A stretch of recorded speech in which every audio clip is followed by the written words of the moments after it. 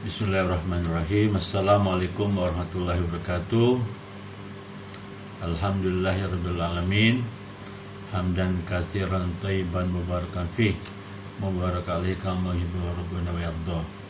Allahumma sholli ala Muhammad wa ala ali Muhammad.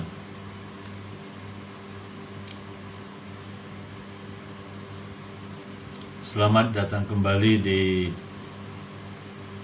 channel kami.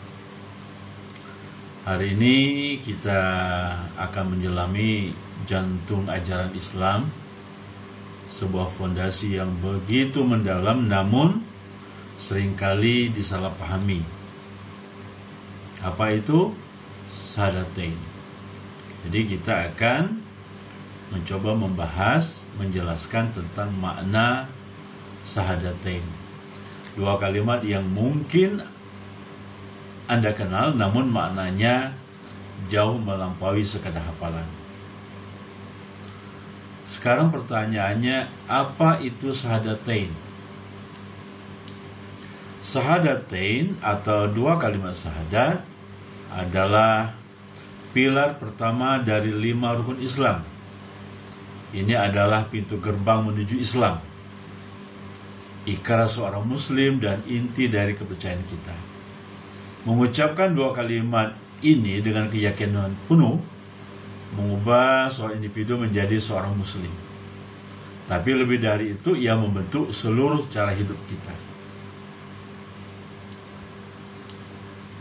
Jadi teman-teman, apa sebenarnya dua kalimat yang sangat kuat ini? Nah, kalimat yang pertama adalah asyhadu alla ilaha illallah.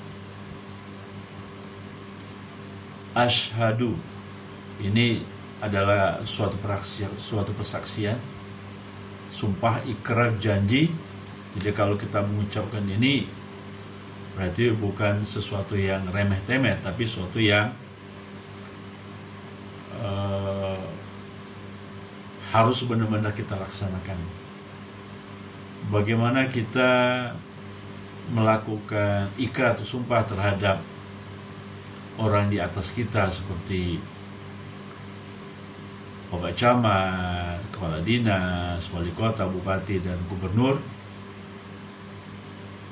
Itu kita lakukan dengan sepenuh hati dan kita laksanakan. Dan sekarang ini sumpah kita, ikrar kita itu terhadap Tuhan kita, penguasa alam, pencipta alam semesta. Berarti ini harus benar-benar kita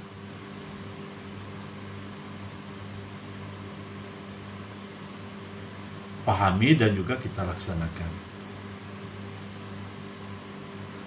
Jadi makna daripada asyhadu alla ilaha illallah artinya aku bersaksi bahwa tiada Tuhan selain Allah. Atau dalam istilah makna yang lain, la ma'budu bihaqqin illallah. Tidak ada sesuatu pun yang diibadati secara hak melainkan hanya kepada Allah semata-mata. Jadi teman-teman sekalian, kalimat ini bukan sekedar penolakan Tuhan-Tuhan lain. Apakah itu dalam wujud manusia, malaikat, benda-benda alam, tumbuhan dan hewan. Ini adalah penegasan mutlak tentang tauhid, keesaan Allah yang tak tergoyahkan. Nah, pernyataan penolakan ketika kita mengatakan la ilaha, ini kalimat nafi. Jadi kita menolak segala bentuk sesembahan, kita menolak segala bentuk ibadah selain ibadah kita kepada Allah. Kita menolak segala bentuk sembahan, keinginan, kekuatan atau otoritas yang selain Allah. Ini adalah penolakan terhadap penyembahan berhala, kesombongan diri, kekuasaan manusia mutlak, bahkan hawa nafsu yang dapat memperbudak kita. Jadi segala sesuatu selain Allah yang kita namakan itu tauhid, yang diibadahi, ini hukumnya haram dalam Islam. Kemudian setelah itu pernyataan penetapan, yaitu illallah, menetapkan bahwa hanya Allah lah yang berhak disembah, hanya Allah lah yang layak disembah, ditaati secara mutlak, dicintai dengan sepenuh hati, ditakuti, dan kepadanya saja kita mohonkan pertolongan.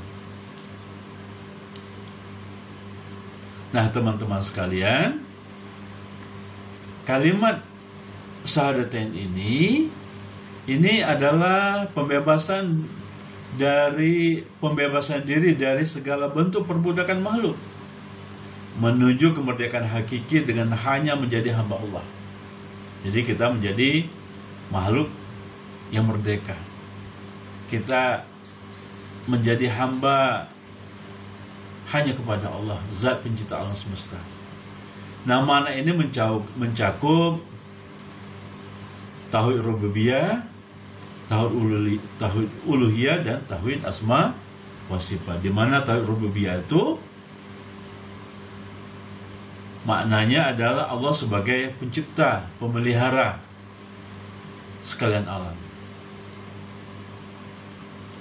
Bahwa yang menciptakan, zat yang menciptakan segala alam semesta ini adalah Allah. Allah sebagai pencipta, Allah sebagai Rabb pencipta. Jadi tauhid rububiyah, Rabb. Kemudian tauhid uluhiyah yang menyatakan bahwa Allah satu-satunya yang berhak disembah. Jadi konsekuensi logis, ya, dari Allah sebagai pencipta, penguasa alam semesta, ya, yang memelihara alam semesta dan tidak ada sesuatu pun yang berkuasa selainnya, maka logisnya adalah kita menyembah, beribadah hanya kepada Allah SWT yang menciptakan manusia dan alam semesta. Kemudian yang ketiga adalah tauhid asma wa sifat, bahwa Allah itu memiliki nama-nama dan sifat sempurna, bahwa Allah itu memiliki 99 nama dan asma husnanya, dan barang siapa yang memahami, menghafal, dan mengamalkannya, maka dia dijamin masuk surga. Kemudian kalimat yang kedua, sobat sekalian, yaitu risalah Muhammad Rasulullah, yaitu wa asyhadu anna Muhammadar Rasulullah. Kalimat ini maknanya aku bersaksi bahwa Muhammad adalah utusan Allah.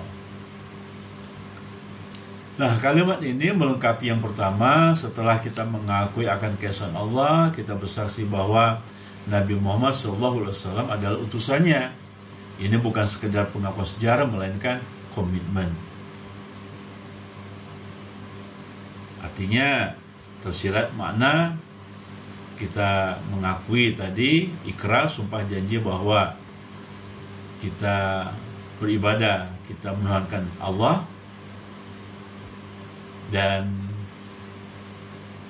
kita mengakui bahwa Muhammad SAW itu adalah utusannya, Rasulnya.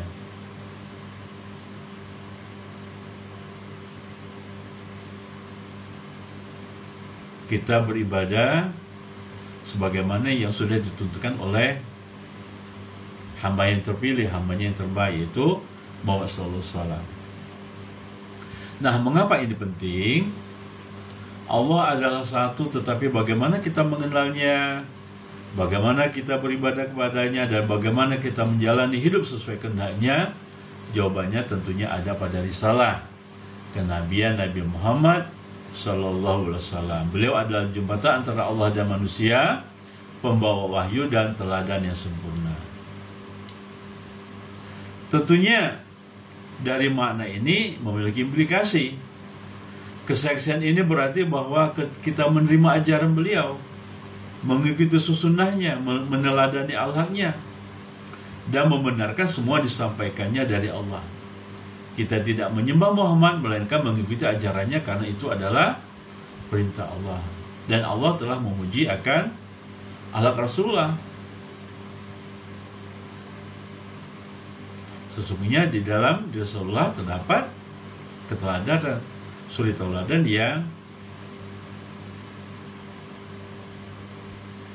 baik untuk kita ikuti, kita tiru. Kemudian Rasulullah itu adalah hambanya yang maksum, artinya terjaga, terlepas daripada kesalahan. Dan kalaupun seandainya Rasulullah melakukan kesalahan, itu langsung ditegur, diingatkan oleh Allah Subhanahu wa Ta'ala. Jadi Rasulullah itu adalah hambanya yang ummi, yang terjaga dari kesalahan dan kealpaan, meskipun dia sebagai manusia, dalam kaitannya dengan ibadah.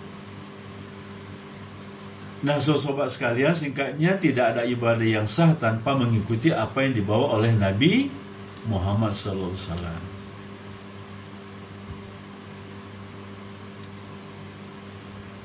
Mengapa penting memahami Syahadatain sesuai sunnah? Karena ada banyak pemahaman yang menyimpang.